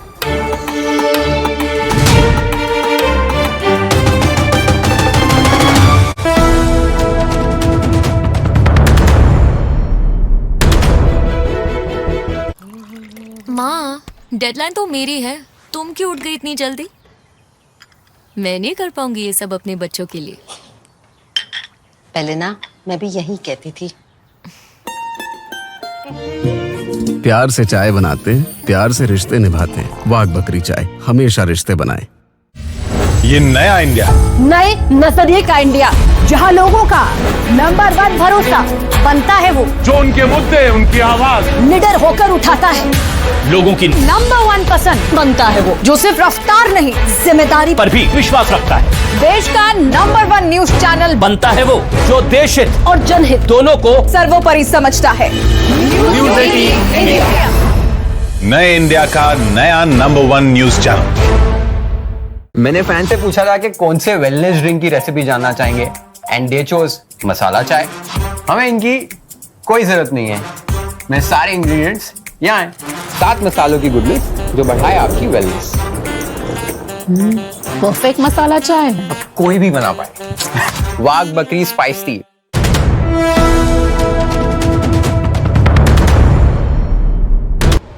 मना किया था ना, जब घर पे ना हो तो नो बदमाशी। When will you learn? Angry eyes. Angry eyes and all. लग गए। लगाना है तो पूरे घर में फिनोलेक्स LED लगाओ। When will you learn? So no stress, Finolex. तीसरे विश्व युद्ध का मैदान सजता दिखने लगा है, क्योंकि इस जंग में इजराइल के खेमे वाले अमेरिका और हमास के खेमे वाले ईरान और रूस भी बड़ी भूमिका में दिखने लगे।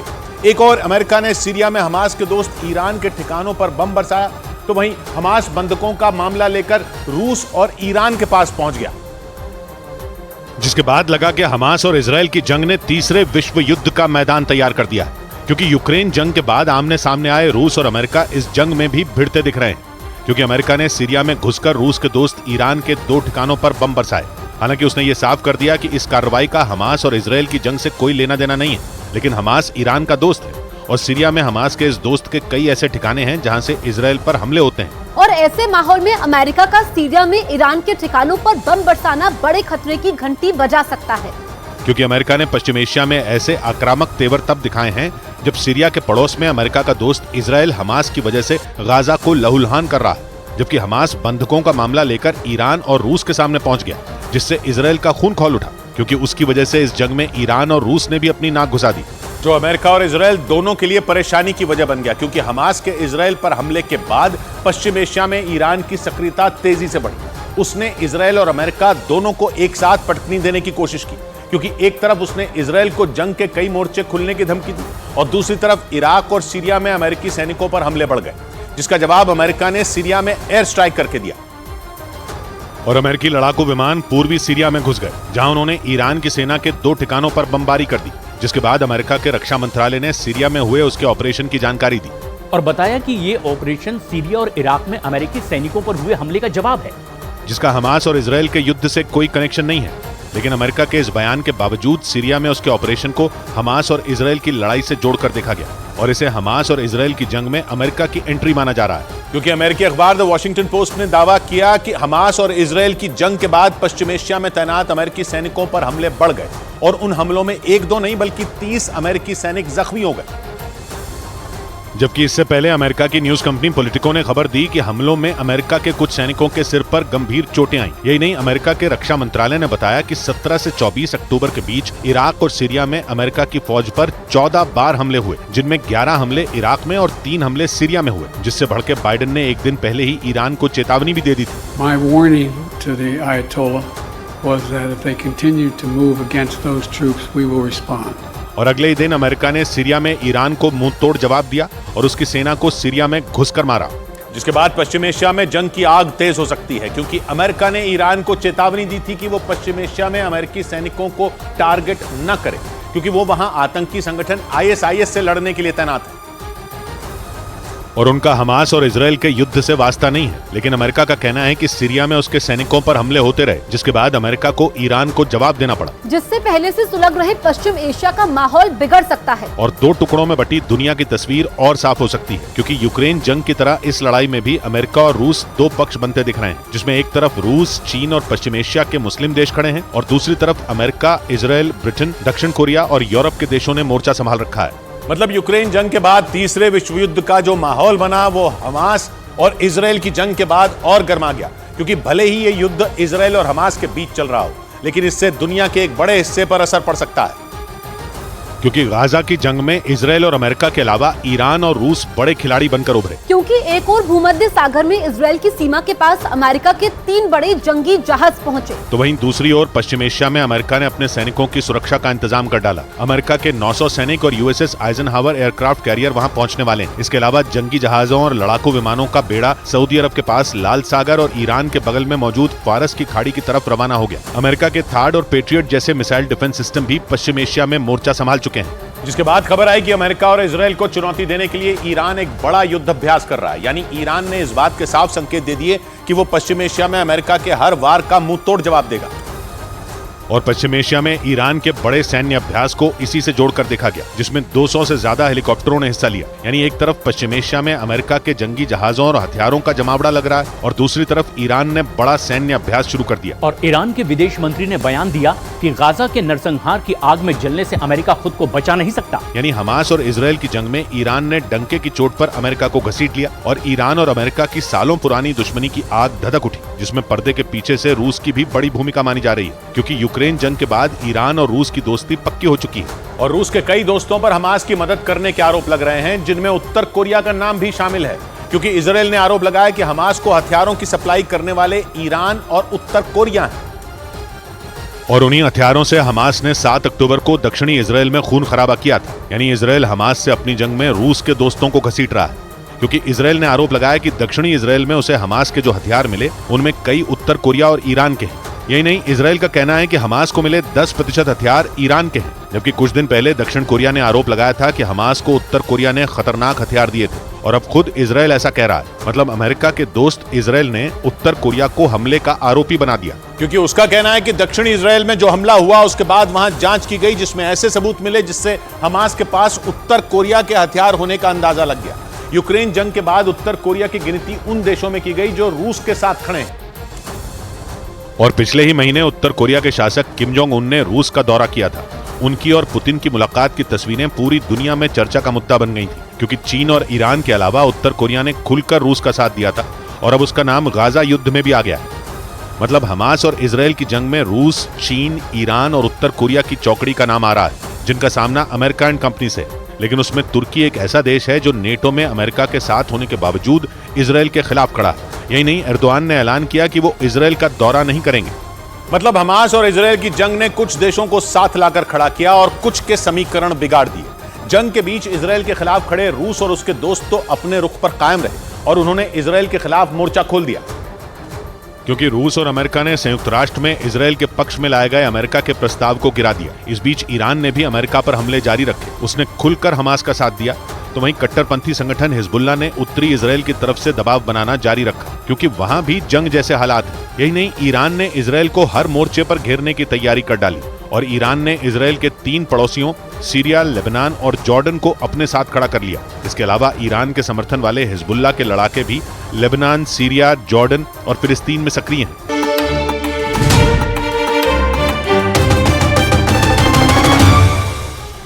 ब्रेकिंग न्यूज आ रही है इजराइल और लेबनान की सीमा से। वहां एक बार फिर इजराइल पर रॉकेटों की बरसात की गई है। इजराइल की सेना के मुताबिक लेबनान की तरफ से उनकी सीमा में एक साथ कई रॉकेट दागे गए हैं।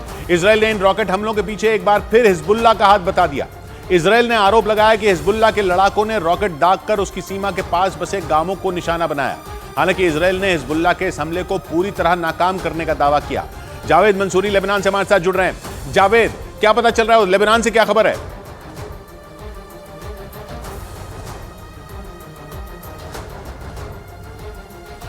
जावेद से हम बात करने की कोशिश करेंगे। उधर इजराइल और हमास में छिड़ी भीषण जंग के बीच इजराइल की सेना ने लेबनान बॉर्डर पर चरमपंथी संगठन हिजबुल्लाह से निपटने के लिए सैन्य अभ्यास किया। यानी इजराइल अपने दुश्मनों को किसी भी कीमत पर बख्शने के मूड में नहीं है, क्योंकि इजराइल पर इस बार अकेले हमास ने बंदूकें नहीं तानी, बल्कि लेबनान का चरमपंथी संगठन हिजबुल्लाह भी उसके खिलाफ जंग में कूद पड़ा, जिससे निपटने के लिए इजराइल की सेना उसकी सीमा पर बड़ी संख्या में टैंकों के साथ पहुंच गई और बड़ा सैन्य अभ्यास किया। वहां से इजरायली सेना के सैन्य अभ्यास का जो वीडियो सामने आया, उसमें इजराइल और लेबनान बॉर्डर पर इजराइल के कई टैंक नजर आए, जो अपने दुश्मनों से निपटने के लिए बड़ी तैयारी करते दिखे, क्योंकि लेबनान से लगने वाली उसकी सीमा के पास चरमपंथी संगठन हिजबुल्लाह के हजारों लड़ाके तैनात कर दिए गए, जो खतरनाक हथियारों के साथ इजराइल में घुसपैठ के ऑर्डर का इंतजार कर रहे हैं। हालांकि हिजबुल्लाह से निपटना इजराइल के लिए इतना आसान नहीं होगा, क्योंकि चरमपंथी संगठन हिजबुल्लाह को भी हमास की तरह ही ईरान से पूरा समर्थन हासिल है।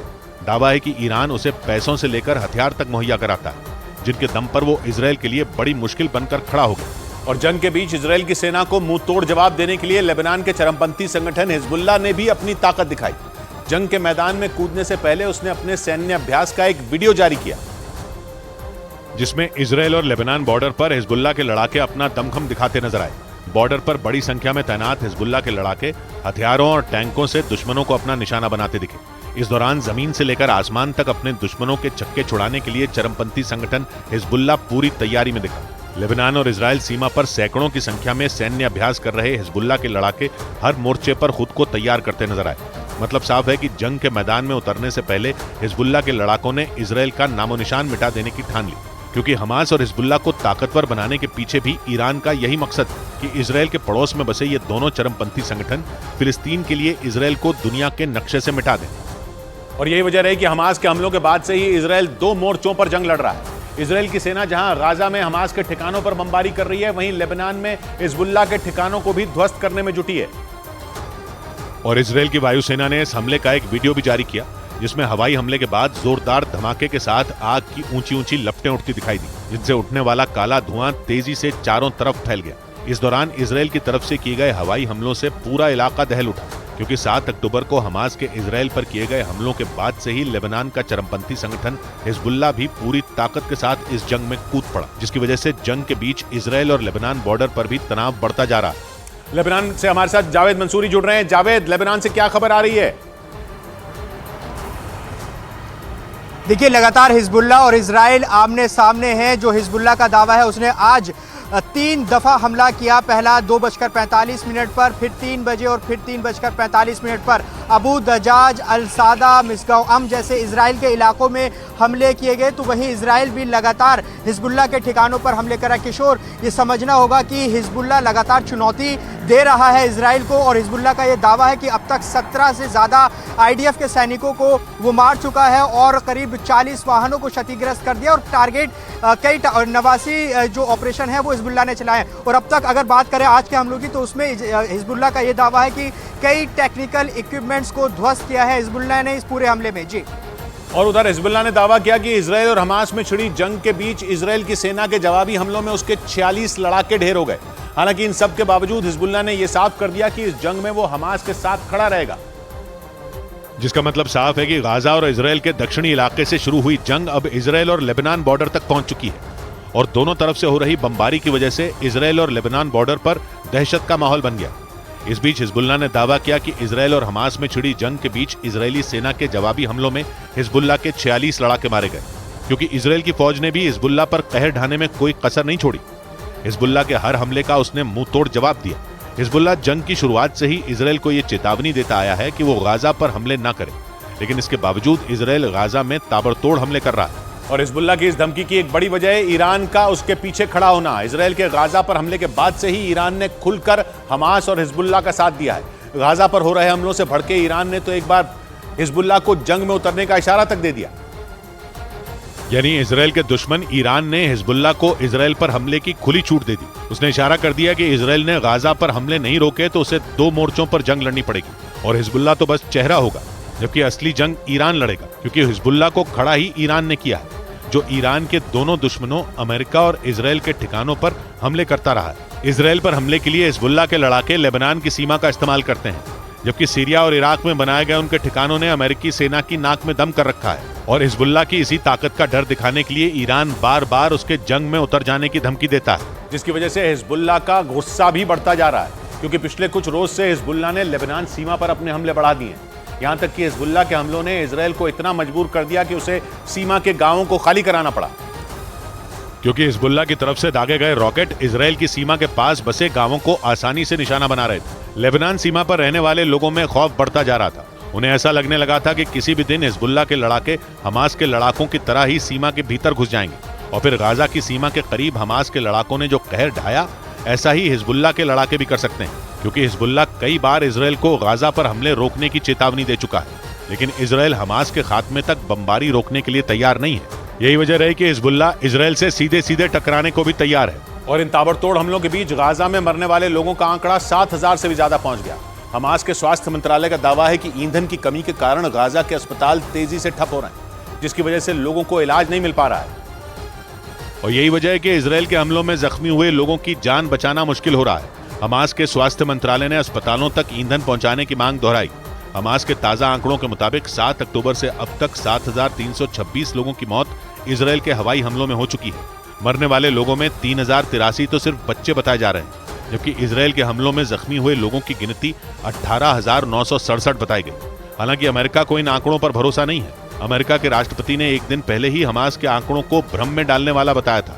उधर इजराइल ने संयुक्त राष्ट्र में हमास को पूरी तरह से बेनकाब कर दिया। संयुक्त राष्ट्र ने जंग रोकने के लिए एक आपात बैठक बुलाई थी, लेकिन इजराइल ने संयुक्त राष्ट्र के इस प्रस्ताव का विरोध करते हुए उसके सदस्य की हर सीट पर एक QR कोड वाला कागज रख दिया, जिसे स्कैन कर 7 अक्टूबर को इजराइल पर हुए हमले को संयुक्त राष्ट्र का कोई भी सदस्य देख सकता है। संयुक्त राष्ट्र ने जॉर्डन समेत कुछ पश्चिम एशिया के देशों के अनुरोध पर एक आपात बैठक बुलाई थी, जहां इजराइल और हमास की जंग को रोकने पर चर्चा होनी थी। लेकिन बैठक शुरू होने से पहले ही इजराइल ने संयुक्त राष्ट्र के 193 देशों की सीटों पर एक QR कोड वाला कागज रख दिया। यही नहीं, इजराइल के राजदूत ने उस QR कोड को स्कैन कर हमास की हैवानियत को दुनिया के सामने दिखा दिया। इसके साथ ही इजराइल के राजदूत ने संयुक्त राष्ट्र में हमास की बर्बरता का एक वीडियो भी जारी किया, जिसमें दिखा कि कैसे 7 अक्टूबर को हमास ने उसके लोगों पर कहर ढाया था। इस बीच इजराइल ने एक वीडियो जारी कर हमास के हमले की बर्बरता को एक बार फिर दुनिया के सामने रखा। 7 अक्टूबर को हमास ने इजराइल में घुसकर ऐसा नरसंहार मचाया था कि लोगों की रूह कांप गई थी। और उसी कत्लेआम का एक नया वीडियो इजराइल की सेना ने जारी किया, जिसमें हमास के लड़ाके बड़ी आसानी से इजराइल की सीमा में घुसते नजर आए, जिसके बाद उन्हें जो भी सामने दिखा उसे मौत की नींद सुला दिया गया। इजराइल की सेना के मुताबिक ये वीडियो किबुत्ज सुफा का है, जहां 7 अक्टूबर को हमास के लड़ाकों ने 100 से ज्यादा लोगों की हत्या कर दी थी। साथ ही कई गाड़ियों और घरों को आग के हवाले कर दिया था। इजराइल की सेना के मुताबिक हमास के लड़ाकों ने मासूम लोगों के घरों में घुसकर बेरहमी से कत्ल किया था। हालांकि इसके बाद इजराइल ने हमास के खिलाफ जंग का ऐलान कर दिया और गाजा पट्टी पर बमों की बारिश कर दी। बीते 20 दिन से इजराइल गाजा पट्टी में हमास के ठिकानों को चुन चुन कर निशाना बना रहा है। लेकिन हमास के प्रवक्ता ने दावा किया कि 7 अक्टूबर को हुए हमले के दौरान इजराइल के किसी भी नागरिक को मारने का कोई आदेश नहीं दिया गया था। हमास के प्रवक्ता के मुताबिक इजराइल के लोगों की मौत मुठभेड़ में हुई, जबकि पूरी दुनिया ने देखा कि किस तरह से 7 अक्टूबर को हमास के लड़ाके इजराइल में घुसे थे और लोगों का नरसंहार किया था। यही नहीं, हमास के लड़ाकों ने 200 से ज्यादा लोगों को बंधक बना लिया था, जो अब भी उनके कब्जे में।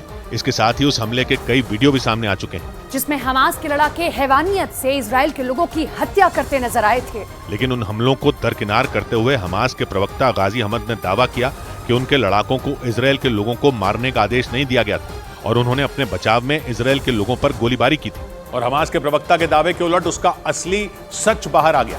इजराइल की सेना को हमास के लड़ाकों के पास से मिले कई सबूतों ने साफ कर दिया कि उन्हें इजराइल के लोगों को मारने का आदेश मिला था। इतना ही नहीं, बताया गया कि उसके अंदर इजराइल के लोगों के लिए कूट कूट कर नफरत भी भरी गई थी, ताकि इजराइल के लोगों को ऐसी मौत दी जा सके जिसे देखकर किसी की भी रूह कांप जाए। इजराइल के मुताबिक हमास के लड़ाकों के पास से मिले एक पत्र में साफ निर्देश दिए गए थे कि वो इजराइल के लोगों का सिर कलम करने से पहले एक बार भी न सोचें और उन्हें दर्दनाक मौत दें। और उस पत्र के मुताबिक ही हमास के लड़ाकों ने इजराइल पर हमला बोला और वहां के लोगों पर कहर बनकर टूट पड़े थे। यही नहीं, इजराइल की सेना के मुताबिक हमास के एक लड़ाके के पास से 8 पन्नों का एक दस्तावेज भी मिला था, जिसमें लोगों को कैसे बंधक बनाना है और उनके साथ क्या करना है इसकी पूरी जानकारी थी। यानी हमास ने बेहद सोच समझकर और योजना के तहत इजराइल में लोगों को बंधक बनाया था।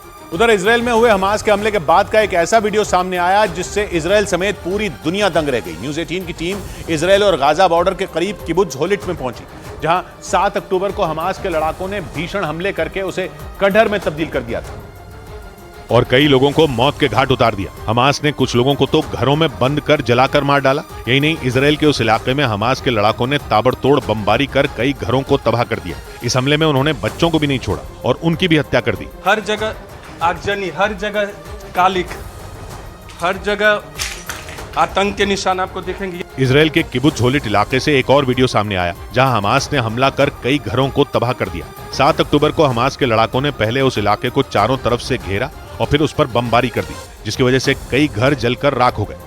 इजराइल का किबुत्ज होलिट इलाका गाजा और मिस्र की सीमा के करीब है और वहां करीब 85 लोग रहते थे, लेकिन हमास के हमले के बाद पूरे इलाके को सेना ने खाली करा दिया। इस बीच इजराइल की एक महिला कमांडो यूनिट ने हमास के 100 से ज्यादा लड़ाकों को मार गिराने का दावा किया। इजराइल के मीडिया के मुताबिक 7 अक्टूबर को जब हमास के लड़ाकों ने इजराइल पर हमला किया था, तभी पलटवार करते हुए महिला कमांडो की इस यूनिट ने उन पर भीषण गोलीबारी कर दी थी और उस गोलीबारी में 100 से ज्यादा हमास के लड़ाके मारे गए थे। इजराइल के मीडिया के मुताबिक इजराइल की उस महिला कमांडो यूनिट में बस 13 महिलाएं ही शामिल थी, जिन्होंने करीब 14 घंटों तक हमास के लड़ाकों का सामना किया और कई लड़ाकों को वहीं ढेर कर दिया। इजराइल के मीडिया के मुताबिक 7 अक्टूबर को हुए हमले के बाद वहां की उस महिला कमांडो यूनिट को सूचना मिली थी कि बड़ी संख्या में हमास के लड़ाके इजराइल के किबुत्ज सुफा में घुस चुके हैं और वो वहां लोगों की हत्या कर रहे हैं। इजराइल का किबुत्ज सुफा गाजा और मिस्र की सीमा के करीब है और उसी इलाके में इजराइल की इस महिला कमांडो यूनिट को भेजा गया था, जहां उन 13 महिलाओं ने हमास के कई लड़ाकों को मौत के घाट उतार दिया था। यही नहीं, दावा किया गया कि हमास के कब्जे से कई बंधकों को भी उस वक्त छुड़ा लिया गया था। और ऐसा इसलिए हो पाया क्योंकि इजराइल की महिला कमांडो यूनिट को जंग में लड़ने की एक खास ट्रेनिंग दी जाती है, साथ ही उन्हें कई तरह के टेस्ट से गुजरना होता है और तब जाकर उन महिला सैनिकों को इजराइल की महिला कमांडो यूनिट में शामिल किया जाता है। इजराइल के मीडिया के मुताबिक 7 अक्टूबर को जिन 13 महिला सैनिकों ने हमास के 100 से ज्यादा लड़ाकों को ढेर किया था, उन्हें जंग के हर तरह के हालात में लड़ने की ट्रेनिंग मिली हुई थी। साथ ही वो महिलाएं जंग के दौरान 24 से ज्यादा घंटों तक लगातार लड़ने में माहिर हैं। यही नहीं, इजराइल की महिला कमांडो यूनिट को 8 महीने की स्पेशल ट्रेनिंग भी दी जाती है और यही वजह रही कि उन महिला सैनिकों ने हमास के लड़ाकों का 14 घंटों तक मुकाबला किया और 100 से ज्यादा लड़ाकों को ढेर कर दिया था। इजराइल में सभी नागरिकों के लिए सैन्य सेवा जरूरी होती है। वहाँ पुरुषों को कम से कम 2.5 साल सेना में रहना ही होता है, वहीं महिलाओं को 2 साल सेना में रहना होता है। उधर इजराइल ने समंदर के रास्ते दक्षिणी गाजा में भीषण गोलीबारी कर हमास के ठिकानों को तबाह करने का दावा किया। इजराइल की नौसेना ने उस हमले का एक वीडियो भी जारी किया, जिसमें रात के अंधेरे में इजराइल की नौसेना हमास के ठिकानों पर गोलीबारी करती नजर आई। इजराइल की नौसेना ने दावा किया कि हमास के लड़ाके समंदर किनारे हथियारों का जखीरा रखे हुए थे। यही नहीं, वो गाजा से दक्षिण इजराइल में समंदर के रास्ते घुसपैठ करने की कोशिश में थे, लेकिन उनका यह प्लान धरा का धरा रह गया। इजराइल की नौसेना के मुताबिक उस हमले में हमास के कई लड़ाके मारे गए। 2 रोज पहले भी गाजा से हमास के 8 लड़ाकों ने दक्षिणी इजराइल के जिकिम इलाके में घुसपैठ की कोशिश की थी, लेकिन उन्हें भी इजराइल की नौसेना ने मार गिराया था। बड़ी खबर आई इजराइल के पड़ोसी देश मिस्र से। वहां के इजराइल के बॉर्डर के पास 2 शहरों पर हमले होने से हड़कंप मच गया। धमाकों में 6 लोगों के घायल होने की खबर है। हालांकि किसी ने भी इन हमलों की जिम्मेदारी नहीं ली, मगर इजराइल की सेना ने इन हमलों के लिए पश्चिम एशिया के देश यमन के हूथी विद्रोहियों की तरफ इशारा कर दिया। इजराइल ने बयान दिया कि मिस्र पर फटी मिसाइल और ड्रोन लाल सागर के इलाके से चलाए गए और करीब 1 हफ्ता पहले यमन से इजराइल की तरफ मिसाइलें चली भी थी, वो भी लाल सागर के रास्ते से ही चली थी, जिन्हें अमेरिका और सऊदी अरब ने मार गिराया था। हूथी विद्रोही इससे पहले चेतावनी भी दे चुके हैं कि वो इजराइल और हमास की लड़ाई में कूद सकते हैं। इसलिए डर जताया जा रहा है कि इजराइल और हमास की जंग ने मिस्र को भी लपेटे में ले लिया है, क्योंकि मिस्र की सीमा गाजा पट्टी और इजराइल दोनों से लगती है और मिस्र जंग को रुकवाने की कोशिश में लगा है, मगर शांति लाने की कोशिश में जुटे मिस्र पर ही एक दिन में 2 शहरों पर हमले हो गए, जिससे वहां लोग खौफ से भर गए और मिस्र की सेना और सुरक्षा एजेंसियों के कान खड़े हो गए। मिस्र के लड़ाकू विमानों ने तुरंत उड़ान भरी और आसमान में मंडराना शुरू कर दिया। बताया गया कि पहला हमला मिस्र के ताबा शहर पर हुआ। ताबा शहर गाजा पट्टी से करीब 200 किलोमीटर दूर है। वहां सुबह सुबह एक ड्रोन एक इमारत पर क्रैश हो गया। कुछ घंटे बाद ताबा से 72 किलोमीटर दूर मिस्र के नोएबा शहर में धमाके हुए। ताबा और नोएबा मिस्र के दोनों ही शहर लाल सागर के किनारे बसे हैं और लाल सागर सिर्फ मिस्र के लिए ही नहीं बल्कि पूरी दुनिया के लिए मायने रखता है, क्योंकि वो अंतर्राष्ट्रीय शिपिंग का एक अहम रूट है। इसलिए अमेरिका से लेकर यूरोप तक पूरी दुनिया के देशों को खौफ खाने लगा कि हमास और इजराइल की जंग ने उसके पड़ोसी देश मिस्र में चिंगारी सुलगा दी। और मिस्र वो देश है जो हमेशा इजराइल और हमास की लड़ाई में सबसे पहले आग बुझाने उतरा है। और इस बार भी मिस्र इजराइल और हमास की जंग को रुकवाने के लिए एड़ी चोटी का जोर लगा रहा है। वो अपने यहां रफा बॉर्डर क्रॉसिंग से गाजा पट्टी में राहत सामग्री भी पहुंचा रहा है और हमास की कैद में मौजूद बंधकों को रिहा करवाने की भी कोशिश कर रहा है। ऐसे में माना जा रहा है कि मिस्र को उसकी युद्ध विराम की कोशिशों की वजह से ही टारगेट किया गया।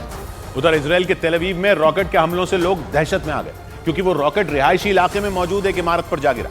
इजराइल के मीडिया के मुताबिक ये रॉकेट गाजा पट्टी से अल कासम ब्रिगेड ने दागा, जो सीधे उस इमारत में जा गिरा, जिसकी वजह से उसमें भीषण आग लग गई। इस घटना से वहां अफरा तफरी मच गई।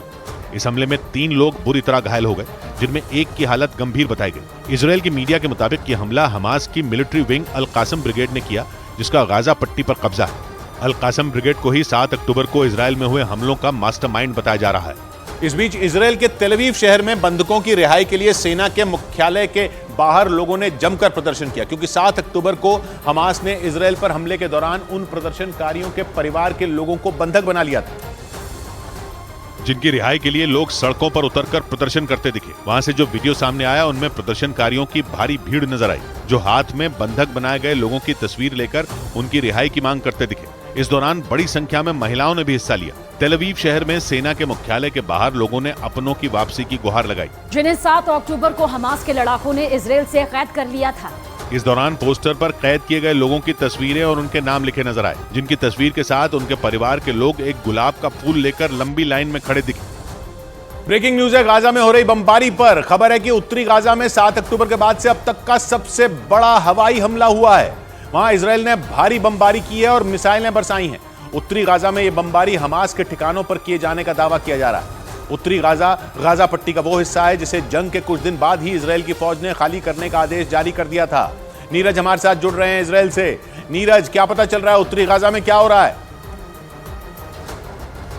देखिए किशोर, उत्तरी गाजा से जो अभी हमें खबर मिली है तेल अवीव में, वहां लगातार एक के बाद आईडीएफ के जो जवान है, आर्मी है, टैंक से उत्तरी गाजा के पूरा जो बॉर्डर एरिया है उस पर हमला कर रहे हैं। नीराम की बात करें, स्टेरॉट की बात करें, जिकीम के साइड से बात करें, वहां बहुत तेजी से हमला हुआ और कल भी 6 बजे के आसपास यहां के लोकल समय के मुताबिक और भारतीय समय के मुताबिक 8:30 बजे, अब तक आईडीएफ की तरफ से कोई कंफर्मेशन नहीं आया है। हो सकता है घंटे भर बाद या कल सुबह तक इस तरह की जानकारी दी जाए कि वो बड़े ऑपरेशन को अंजाम दिए। जिस तरह से पिछले 2 दिन से लगातार रेड जारी है उनके इंफ्रास्ट्रक्चर पर, जिस तरह से आज अस्पताल का भी जिक्र किया कि वहाँ हेडक्वार्टर है, तो उस पूरे इलाके में अस्पताल पर हमला किया है, इस बात की जानकारी नहीं है। वहाँ अभी हमला नहीं हुआ होगा, लेकिन उसके उत्तरी बॉर्डर और उसके पूर्वी बॉर्डर पे ये हमला किया गया है, बॉर्डर एरिया में किशोर। तो अब इस हमले के बाद उधर से जवाबी कार्रवाई की कुछ आशंका? देखिए लगातार आज दिन भर तेल अवीव में कई बार रॉकेट दागे गए। एक रॉकेट तेल अवीव की एक इमारत पे गिरा है और दूसरी तरफ अलग अलग क्षेत्रों में कई बार रॉकेट दागे गए हैं हमास की तरफ से। लेकिन अगर गाजा एनक्लेव की बात करें, गाजा के सीमा से 7 किलोमीटर इजरायली सीमा के अंदर, तो वहाँ कुछ कम थे। तेल अवीव की तरफ ज्यादा रॉकेट हमास ने दागे थे। उनका फोकस ये है कि जहां घनी आबादी है वहां रॉकेट दागकर कुछ लोगों को नुकसान पहुंचाया जाए, इमारत को नुकसान पहुंचाया जाए, इजराइल की अर्थव्यवस्था को नुकसान पहुंचाया जाए और लोगों में डर बनाया जाए। जी नीरज, इधर लगातार 6 दिनों में करीब 5% की गिरावट के साथ शेयर बाजार ने शानदार वापसी की, जिससे सेंसेक्स 635 अंक चढ़कर बंद हुआ और दुनिया भर के शेयर बाजार से भी मजबूत संकेत मिले, जिसने भारतीय शेयर बाजार में खरीदारी बढ़ाई, जिससे बॉम्बे स्टॉक एक्सचेंज का सेंसेक्स 635 अंक उछलकर 63,782 पर बंद हुआ। इसी तरह निफ्टी भी 190 अंकों की मजबूती के साथ 19,047 के स्तर पर पहुंच गया। और शेयर बाजार की खबर तो आपको कई जगह मिल जाएगी, लेकिन शेयर बाजार का एक्सपर्ट आपको बनाएगा सिर्फ मनी कंट्रोल प्रो। उधर तेलंगाना चुनाव में बीजेपी ने बड़ा दांव चल दिया। गृह मंत्री अमित शाह ने एक रैली के दौरान ऐलान किया कि अगर तेलंगाना में बीजेपी को बहुमत मिला तो पिछड़ी जाति के नेता को राज्य का मुख्यमंत्री बनाया जाएगा। भाजपा की सरकार बनाइए, भाजपा का अगला तेलंगाना का मुख्यमंत्री बैकवर्ड कास्ट से होगा, ये हमने तय किया है। अचानक दोस्ती करना, अचानक दुश्मनी करना, अचानक दोस्ती करना, अचानक दुश्मनी करना, ये उसका शौक है यारों, सभी से दिल लगी करना।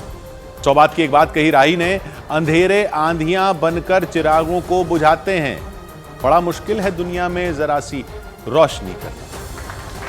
मिलते हैं सोमवार को, घड़ी जब इशारा करेगी 9 बजे रात का, वक्त फिर होगा सौबात की एक बात।